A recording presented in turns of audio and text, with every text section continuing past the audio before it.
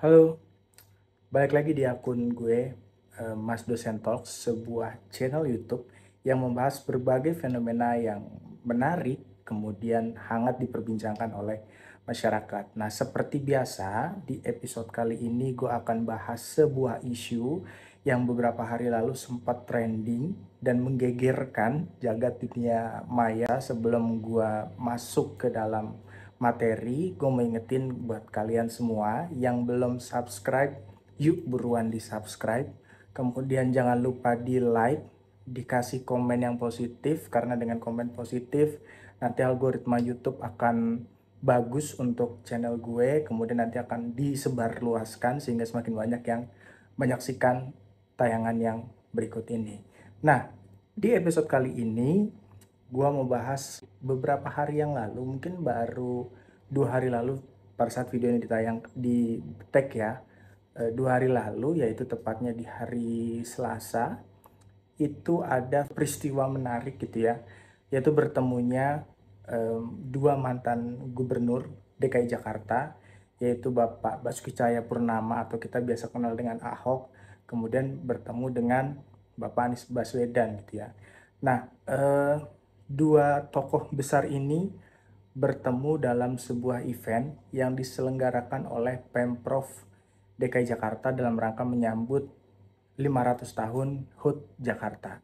Nah, gue disclaimer dulu, yang mau gue bahas kali ini bukan dari perspektif politik praktisnya, tapi gue akan bahas dari isu yang beredar, kemudian bagaimana pertemuan antara keduanya, lalu gue coba memaknai dari perspektif komunikasinya, kira-kira pesan apa atau tanda-tanda apa yang coba dihadirkan oleh kedua tokoh besar ini.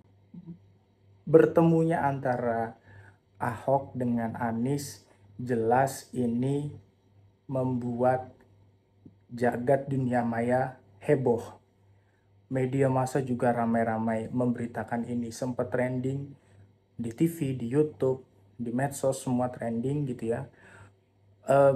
Semuanya memberitakan ini dan menandakan bahwa kedua-duanya ini sudah mungkin sepakat ya untuk berdamai dalam tanda kutip ya. Tapi gue mau bahas ke sana, gue lebih menarik buat gue ketika kita melihat dan mempelajari dua tokoh besar ini ketemu, itu banyak banget gestur-gestur atau komunikasi-komunikasi nonverbal yang bisa kita maknai.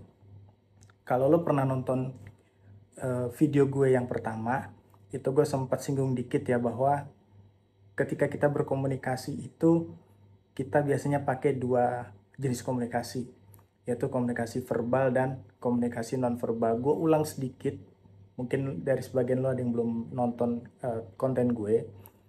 Komunikasi verbal itu dengan lisan, dengan tulisan. Nah, gue lagi ngomong nih komunikasi verbal. Sementara kalau komunikasi nonverbal itu lebih pada gestur, tangan gue gerak-gerak gitu ya, ekspresi gue senyum, marah gitu, melotot. Nah, itu bagian dari nonverbal. Kalau yang verbal biasa, karena pesannya sifatnya tersurat gitu ya. Jadi lo semua tahu apa yang gue sampaikan dan maknanya pasti sama. Yang menarik adalah kalau kita bahas dari segi komunikasi nonverbalnya. Nah, gue akan bahas pelan-pelan, gue akan bahas satu persatu, dan gue akan bagi menjadi dua part, yaitu part pada saat Pak Ahok dan Pak Anies bertemu, kemudian duduk bersebelahan, kemudian yang part kedua adalah pada saat keduanya bertemu dengan wartawan untuk melakukan semacam konferensi pers gitulah ya. Oke, kita mulai dari yang pertama. Jadi kalau gua lihat ya dari video yang beredar pada saat Pak Ahok dan Pak Anies duduk bersebelahan, itu banyak sekali pesan-pesan nonverbal yang bisa kita maknai. Nah, gue mau bahas satu-satu dulu. Gue mau bahas mulai dari Pak Ahok dulu. Kalau lo lihat videonya, nanti gue akan cantumkan screenshotan gambarnya. Itu Pak Ahok posisi duduknya itu cenderung condong ke depan. Nah, itu yang pertama. Kemudian yang kedua, tangannya itu pada saat beliau berbicara itu ikut aktif bergerak. Nah kayak gue gini, gue lagi ngomong tangan gue bergerak gitu ya.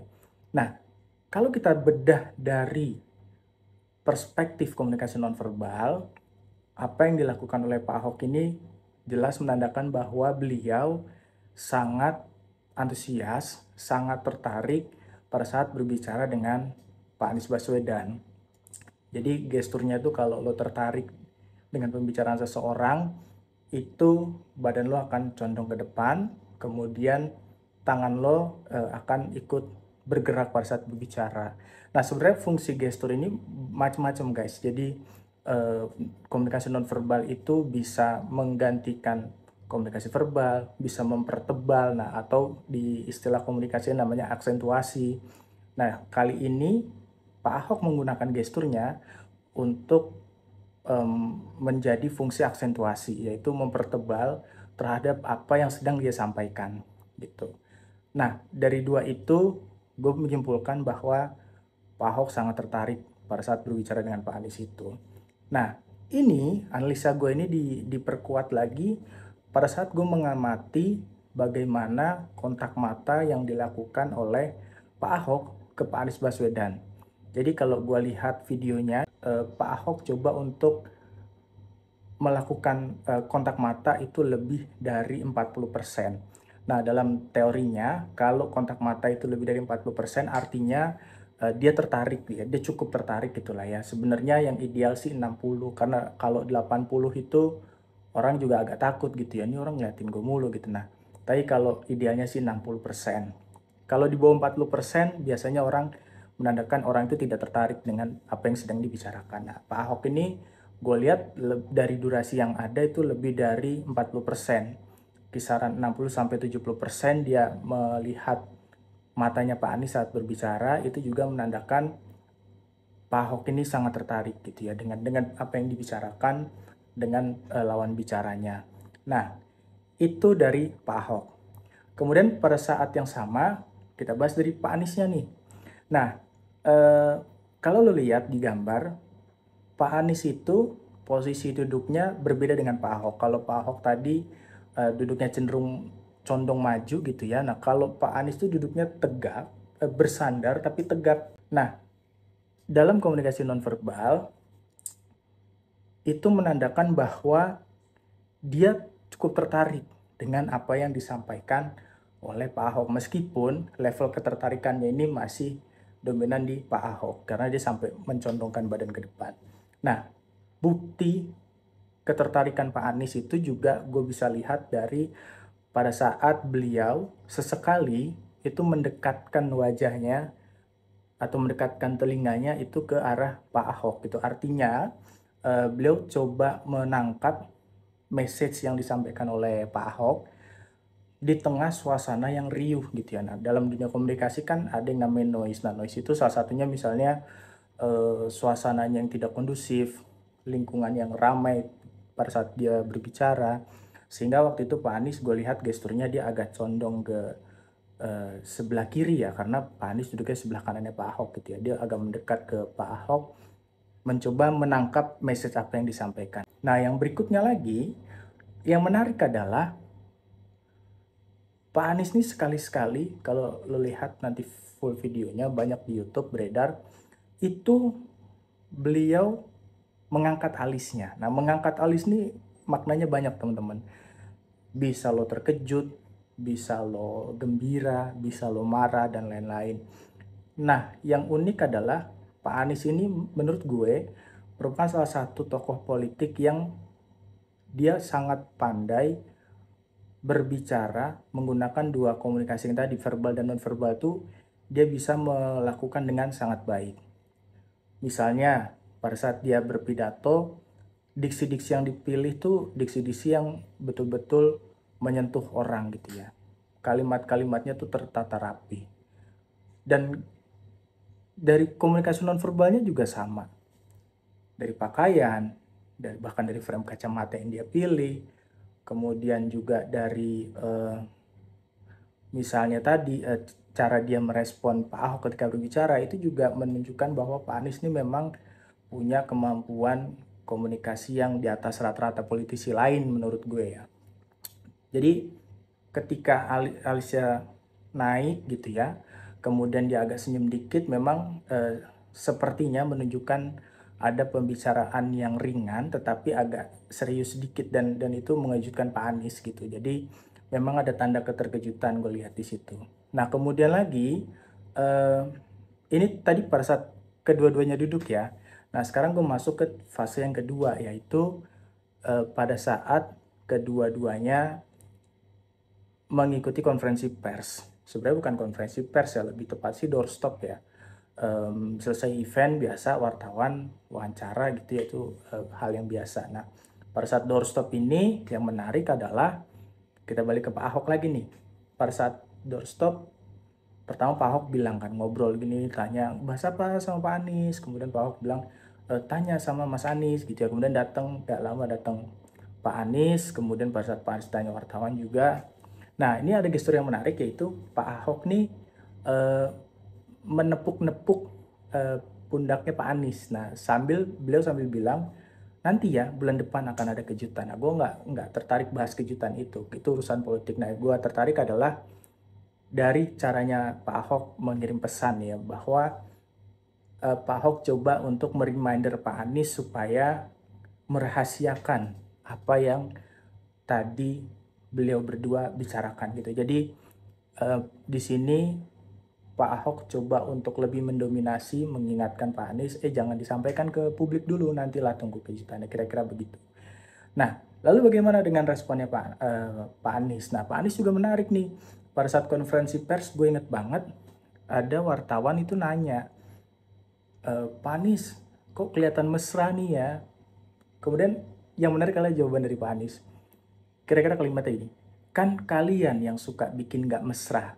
Nah, sebenarnya secara verbal, Pak Anies coba mengirim message bahwa kedua-duanya secara personal punya hubungan yang baik-baik saja, terlepas dari persoalan politik ya. Persoalan politik, kembali gue tidak tertarik bahas politik praktis. Yang gue tertarik adalah bagaimana cara kedua tokoh besar ini menggunakan komunikasi verbal dan non-verbalnya. Nah pada saat Pak Anies menggunakan komunikasi verbalnya, itu beliau bilang kan kalian yang suka bikin gak mesra. Nah maksudnya tuh beliau coba mengirim message bahwa kami baik-baik saja secara personal, dan mungkin kedepannya hubungan antara keduanya bisa lebih baik lagi.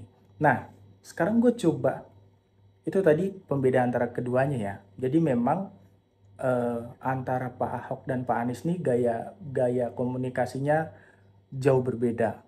Pak Ahok secara komunikasi dia lebih memilih untuk komunikasi yang apa adanya, ceplas-ceplos, apa yang dia pikirkan, apa yang beliau rasakan, ya itulah yang beliau sampaikan. Beda dengan Pak Anies. Pak Anies memang lebih tertata, kemudian juga secara komunikasi baik verbal dan non verbalnya tentu beliau tidak diragukan lagi, dosen, mantan rektor gitu ya. Jadi memang sudah teruji ya dalam hal komunikasi verbal dan non verbal. Nah, itu perbedaannya. Sementara persamaannya apa? Nah, ini persamaannya gue mencatat ada dua hal ya. Yang pertama yaitu kedua-duanya saling lempar senyum. Nah, secara komunikasi nonverbal ini bisa dimaknai bahwa kedua-duanya punya hubungan yang cair sebenarnya. Terus pola komunikasinya juga atau komunikasi yang terbangun juga cair gitu. Pembahasannya mungkin juga nggak berat-berat amat, sehingga ya kedua-duanya banyak melempar senyuman gitu, dan gue yakin keduanya secara sadar melakukan itu karena banyak media yang menyorot, banyak kamera yang menyorot, dan gue yakin tidak mungkin kedua-duanya melakukan itu dengan tidak sadar. Itu yang pertama, saling lempar senyum. Kemudian yang kedua, nah ini yang menarik nih. Kedua-duanya, baik Pak Anies maupun Pak Ahok, itu duduk dengan kaki yang terbuka. Jadi maksudnya kaki terbuka tuh nggak kayak duduk Vincent gitu lah ya, lu tau lah ya duduk Vincent kayak gimana, duduk silang gitu. Nah biasanya kan kalau orang yang duduknya silang itu dia mungkin sedang ada rasa cemas, sedang ada eh, defensif gitu ya, sedang ingin menyampaikan sesuatu dan dia tahan. Nah tapi kalau keduanya ini, kalau gue perhatikan, itu duduknya justru saling terbuka kakinya. Nah, dalam dunia komunikasi ini juga bisa dimaknai nih. Duduk yang terbuka itu maknanya bisa dua. Yang pertama, bahwa kedua-duanya saling terbuka untuk berkomunikasi, kedua-duanya tertarik untuk membangun komunikasi. Nah, tapi di lain hal, setelah gue riset juga, ternyata makna kaki terbuka itu juga bisa menunjukkan bahwa kedua-duanya itu mau menyampaikan message bahwa gue ini masih punya legacy yang kuat loh, gue ini masih punya pengaruh, gue ini masih punya dampak yang kuat loh buat publik, jadi lo harus menjaga juga. Nah, gue nangkep message itu di kedua dua tokoh itu ya. But anyway, kembali lagi, gue tidak mau bahas kedepannya secara politik praktis seperti apa karena itu di luar ranah keilmuan yang gue kuasai. Yang jelas dari kedua tokoh ini kita belajar bahwa untuk menjadi seorang public figure, menjadi seorang pejabat publik, untuk menjadi seorang tokoh bangsa, itu penting banget kita untuk memahami bagaimana cara kita menggunakan komunikasi verbal maupun nonverbal. Jangan sampai karena kita tidak mengetahui itu, kemudian publik menimbulkan beragam perspektif, menimbulkan banyak persepsi, sehingga nantinya ya bukan tidak mungkin menimbulkan keriuhan juga di publik. Nah, kira-kira begitu. Nah, itu tadi ulasan singkat dari gue. Tentunya seperti biasa gue sangat terbuka terhadap setiap kritik, saran, masukan. Kalau lo punya pendapat yang berbeda dari pendapat gue, lo boleh banget tulis di kolom komentar. Kalau menurut lo ada yang perlu dikoreksi dari statement gue, lo boleh banget tulis di kolom komentar. Oke, demikian dulu konten gue kali ini. Sampai ketemu lagi di konten yang akan datang. Bye.